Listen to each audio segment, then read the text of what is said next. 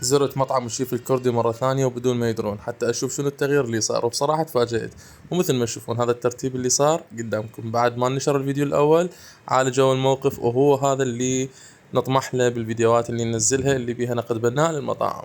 صراحة هواي افتريت مطعم وردت أحصل انتقادة واحدة تخص النظافة ما لقيت، لأن معالجين كل شيء والحمد لله، وهو هذا اللي نطمح له. بس اكو موضوع، هذا سطل ليش ما معدلينه؟ هالمرة انفتحت نفسنا على أكل أمانة الله ورسوله، مو مثل المرة اللي قبلها. ووصلت المقبلات، ما أريد أطول عليكم، وبصراحة كلش عجبتني الباذنجانية، وهاي اللي ما أعرف شنو اسمها كلش طيبة.